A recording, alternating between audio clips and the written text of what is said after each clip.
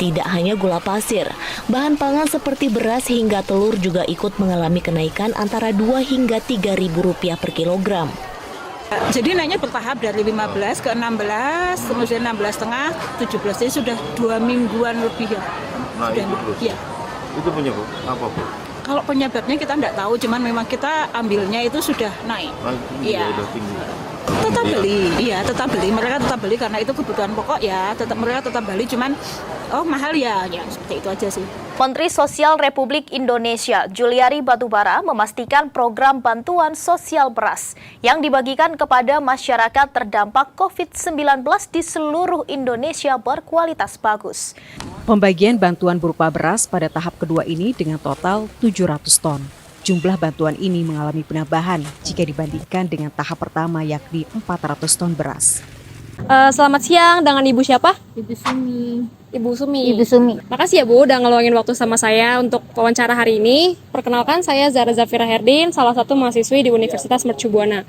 Ini namanya toko apa Bu? Toko Beras Basuki, Pasar Rawa Jabon, Meruya Utara Kembangan. Toko ini tuh bergeraknya di bidang apa Bu? Di bidang sembako. Oh, di bidang sembako. Ini berdirinya tahun berapa tokonya Bu? Tahun sekitar sebelum corona itu 2000 berapa? 2008. Iya, 2018 ya. 2018. Di sini tuh ada berapa jenis beras Bu di sini?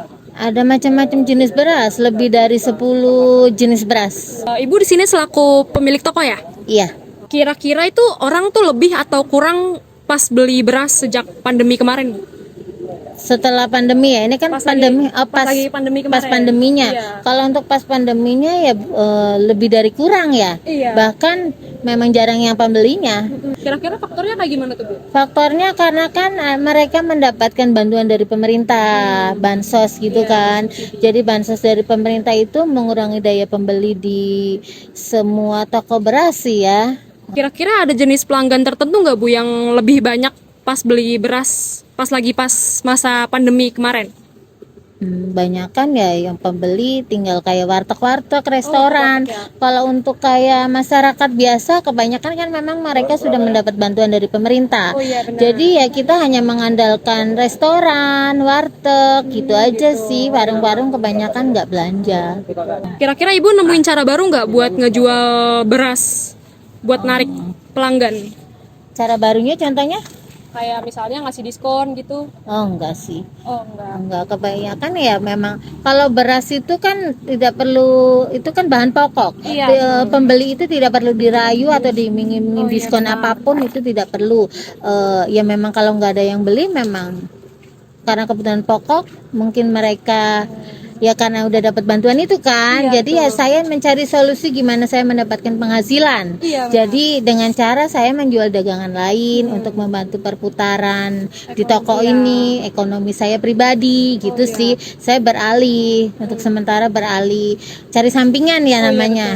Gitu Karena sih. barang pokok ya, jadi orang-orang kayak nggak Tidak perlu dirayu gitu. nggak perlu dirayu Pasti sih atau mereka butuh ya? beda dengan collection contohnya baju. Iya, Itu betul. butuh rayuan atau butuh diskon atau butuh apa gitu sih. Gitu. Kira-kira tuh ada nggak sih Bu perbandingan permintaan konsumen terhadap beras pas lagi pandemi kemarin tahun 2020 ya, sama sekarang tahun 2024?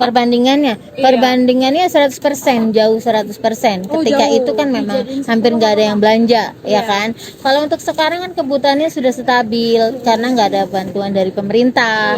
Iya sih, alhamdulillah udah stabil. Jadi alhamdulillah perekonomian untuk kita sebagai pedagang juga udah terbantu dibanding ketika pas corona itu ya. Memang kita benar-benar banyak toko-toko beras itu terpuruk, bahkan banyak yang gulung tikar. Oh iya Bu. Itu sih yang terjadi dengan toko-toko beras gitu ya. Untuk toko beras saja sembako itu kan meliput banyak jenis. Jenis ini kalau di kita kan sebenarnya khusus di distributor beras. Jadi kalau membicarakan tentang beras ya ketika itu memang jauh. Kebanyakan gulung tikar untuk ngobrolin beras aja ya. Jadi bantuan pemerintah itu waktu corona ya tidak mendukung untuk kita sebagai pedagang, kita tidak membantu. Justru kita kebanyakan terpuruk. Itu hanya membantu untuk masyarakat. Untuk masyarakat biasa ya konsumen ya. Untuk pedagang ya kita memang susah ketika itu.